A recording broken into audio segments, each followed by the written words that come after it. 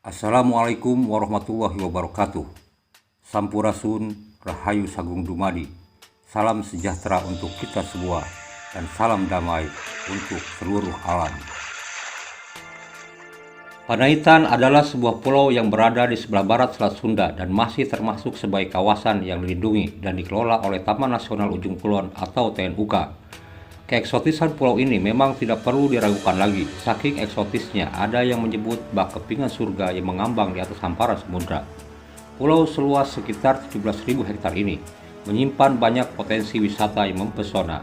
Perbukitan di pulau ini terbentuk oleh hutan yang masih asli dengan kombinasi vegetasi hutan mangrove, hutan pantai, dan hutan hujan dataran rendah. Hutan Panaitan saat ini dihuni oleh berbagai jenis satwa liar, seperti berbagai jenis burung, rusa, kancil, babi hutan, kera ekor panjang, buaya muara, dan lainnya. Di sekitar tempat ini sempat diramaikan sebagai gudangnya harta karun. Konon dahulu banyak kapal laut Belanda dan Jepang yang mengangkut emas murni dan barang berharga lainnya yang karam di dasar samudra. Namun sebelum kami memulai pembahasan, ada baiknya Kisanak dan Nisanak meluangkan waktu sejenak untuk menekan tanda subscribe dan menghidupkan tanda lonceng. Tindakan sederhana Anda merupakan dukungan nyata bagi kami agar terus hadir berbagi wawasan kesejarahan di Nusantara dan memperkaya hasanah pengetahuan dari berbagai perspektif. Garis pantai Pulau Panaitan yang dihiasi dengan pasir pantai yang luas secara alami menciptakan beberapa lokasi wisata selam scuba untuk menikmati terumbu karang dan menciptakan gelombang ombak yang hebat untuk para peselancar. Salah satu tempat penyelaman yang terkenal di tempat ini adalah terumbu karang Batu Pitak dekat Legon Butun. Namun, karena kuatnya arus dan faktor-faktor alam lainnya, menyelam di sekitar Pulau Panaitan tidak direkomendasikan untuk penyelam pemula. Pulau ini juga merupakan salah satu daerah surfing terbaik di dunia. Gelombangnya sebagai salah satu terpanjang di dunia hingga 800 meter. Namun kali ini kita akan membongkar sisi lain dari Pulau Panaitan yang jarang dibahas, yaitu tentang sejarah Pulau Panaitan sejak abad awal Masehi. Di Pulau Panaitan terdapat dua bukit yang lumayan tinggi. Salah satunya disebut Gunung Raksa yang merupakan bukit tertinggi di Pulau Panaitan. Di puncak bukit terdapat artefak berupa arca Ganesha dan arca Siwa yang menurut peneliti merupakan tinggalan era klasik. Para ahli berpendapat bahwa adanya peninggalan tersebut menandakan bahwa sejak dahulu pulau ini telah dihuni oleh sekelompok manusia dan memiliki peradaban bercorak Hindu. Pulau Panaitan dalam naskah kuno Pangeran Waksakerta disebut Nusa Mandala, sedangkan Gunung Raksa di Panaitan dalam beberapa naskah kuno lainnya disebut Gunung Mahapawitra. Secara harfiah, Mahapawitra mengandung arti sangat disucikan.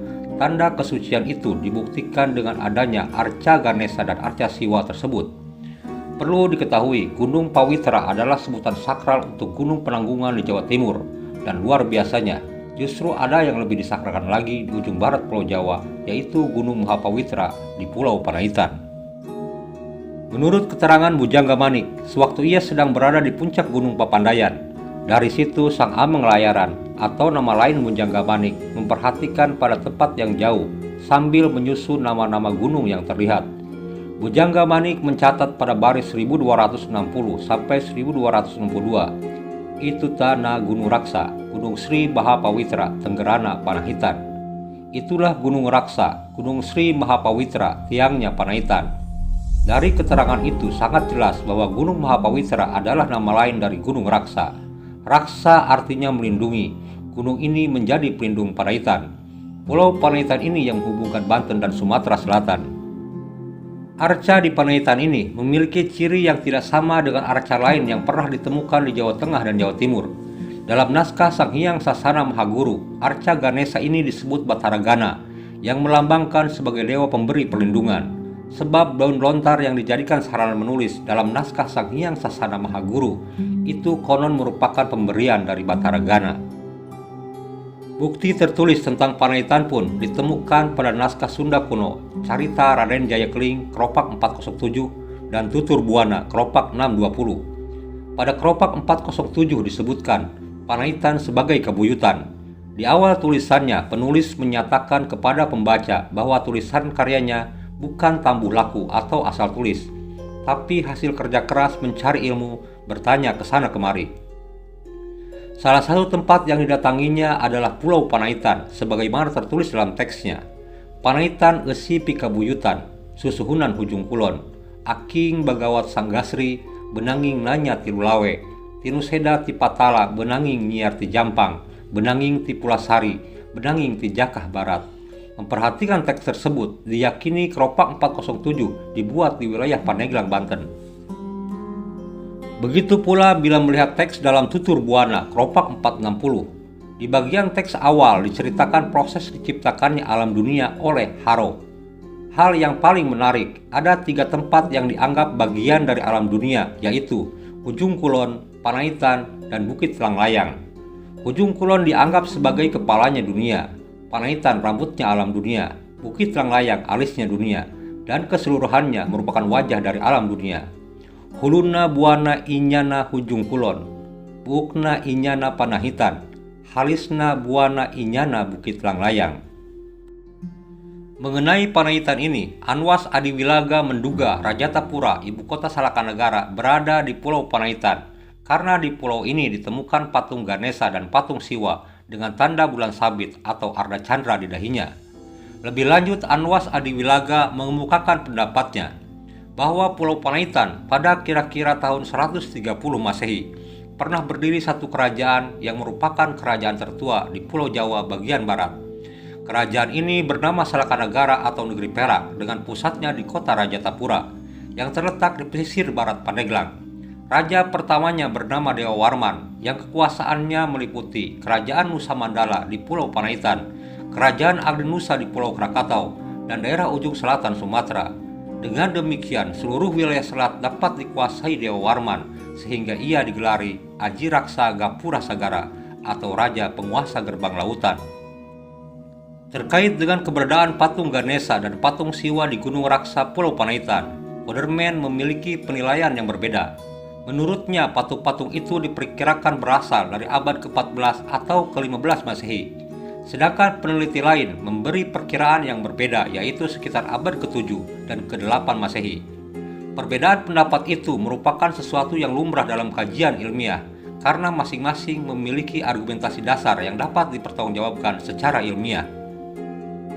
Namun demikian, adanya bukti peradaban era klasik di Panaitan tersebut menguatkan catatan Pangeran Waksakerta yang juga menyebutkan bahwa Pulau Panaitan atau Nusa Mandala adalah bagian terpenting dari kerajaan Salakanegara. Di sanalah Sang Dewa Warman menempatkan pasukan perang lautnya yang disebut Sarwajala. Di tempat itu pula pasukan Dewa Warman memunguti pajak kapal-kapal laut dari Samudra Hindia yang masuk ke wilayah perairan Selat Sunda. Oleh karenanya, wilayah di sekitar Panaitan disebut Gapura Sagara atau Gerbang Lautan. Mengenai keberadaan arca-arca itu, pertama kali dilaporkan keberadaannya oleh Wedana Caringin, Raden Adipati Kusumaningrat, waktu infeksi pilar Gunung Raksa di Prinsen Island atau Pulau Panaitan pada tahun 1800-an. Mereka menemukan 2 buah arca batu yaitu Ganesha dan arca Siwa. Lalu laporan tahun 1952 sampai 1953 dari Dinas Purbakala mencatat lagi arca-arca ini. Malah sudah didaftarkan sejak tahun 1914. Namun sepertinya kita harus gigit jari. Salah satu arca di Panaitan itu sudah lama hilang dari Gunung Raksa dan tinggal cerita. Arca yang hilang itu adalah patung Siwa. Diduga kuat dicuri oleh sekelompok orang dan sudah dikuasai oleh kolektor. Siapakah kolektor itu? Tidak diketahui sampai sekarang. Namun diyakini kolektor itu pasti telah menghabiskan biaya yang banyak untuk mengangkut arca Siwa dari puncak Gunung Raksa itu. Sejak kapankah tepatnya arca Siwa itu hilang? Belum ada kepastian kapan tepatnya. Namun dipastikan bahwa kini hanya ada satu arca di Gunung Raksa Panaitan, yaitu Ganesha yang duduk menyendiri. Menurut Andi Koharudin, pada tahun 1975 arca Siwa itu masih ada di tempatnya. Artinya, sekitar kisaran tahun 80-an, arca Siwa itu hilang. Tentu hal ini adalah sebuah peristiwa yang sangat disesalkan. Meski sudah tertutup ruang diskusi, karena tentang hal itu tak ada satupun pihak yang dapat diminta pertanggungjawaban. Dengan hilangnya arca Siwa yang menurut peneliti bernilai tinggi dan unik itu, maka semakin sulit saja menelusuri jejak sejarah era klasik di ujung barat Pulau Jawa khususnya. Umumnya sejarah tentang leluhur orang Sunda karena kita telah kehilangan salah satu petunjuk penting. Sayangnya lagi, hingga kini kami belum menemukan dokumentasi patung Siwa yang hilang dari Gunung Raksa, sehingga kami merasa kesulitan untuk mendeskripsikannya. Karena patung Siwa di Gunung Raksa dikabarkan berbeda dengan patung Siwa yang ditemukan di daerah Jawa lainnya. Namun dengan adanya informasi bahwa dahulu di Gunung Raksa, selain adanya patung Ganesha, ada patung Siwa, merupakan informasi penting terkait fungsi arca Ganesha di sana, yaitu bukan hanya sebagai penanda kewaspadaan, namun sebagai sarana pemujaan dan simbol perlindungan. Pada tahun 1811, John Joseph Stockdale menerbitkan sebuah buku, The Island of Java, hasil penjelajahannya di Pulau Jawa selama hampir 40 tahun, yaitu sejak tahun 1760-an hingga 1800. Menerangkan pula tentang Pulau Panaitan atau Pulau Pangeran atau Prince Island. Berikut ini ulasan lengkapnya. Pulau Pangeran berdataran rendah dan lingkarannya hanya sekitar 4 liga. Namun pulau ini mempunyai 2 bukit, satu di ujung timurnya dan yang lainnya agak sedikit ke selatan. Bukit-bukit itu yang membuatnya terlihat pada jarak sedang, terutama bukit yang terletak di ujung timur, dan yang oleh para navigator disebut high hill atau bukit yang tinggi, sementara orang-orang Inggris menyebutnya pike atau tombak. Pada sisi barat daya terdapat batu karang yang menurut peta menjorok 1,5 liga ke laut, dan berbahaya bagi kapal-kapal yang melalui celah di antara pulau ini dan Jawa. Pulau ini ditutupi dengan pohon-pohon dan memberikan prospek yang baik bagi para pelaut yang lewat. Pulau ini dihuni oleh orang Jawa yang bertahan hidup dengan menjadi nelayan. Dengan adanya Pulau Pangeran di pintu masuk Selat Sunda, maka terbentuk 2 jalur. Jalur pertama terbentang antara Pulau Pangeran dan Jawa yang disebut Behoden atau jalur aman, dan terutama dimanfaatkan oleh kapal-kapal yang harus melewati selat selama musim angin tenggara. Agar bisa berlayar dekat dengan pantai Jawa, mereka harus segera berada di perairan dengan kedalaman penjangkaran dan tidak berada dalam bahaya untuk terseret ke laut lagi oleh arus, yang pada waktu itu di tahun tersebut bertiup sangat keluar selat menuju ke arah barat. Jalur lain yang disebut oleh para pelaut sebagai Head Growth Gate atau terusan besar yang kadang-kadang juga berfungsi sebagai pintu masuk ke selat selama musim angin tenggara.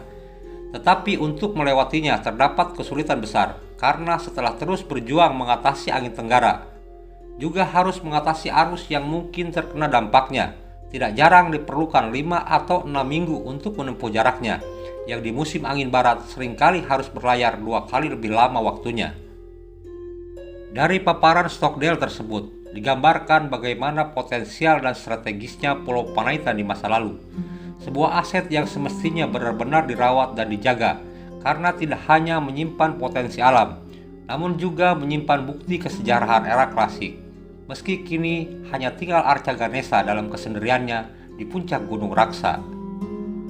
Dengan hilangnya arca Siwa di Panaitan yang entah sejak kapan, menandakan bahwa wilayah itu daerah yang rawan pencurian.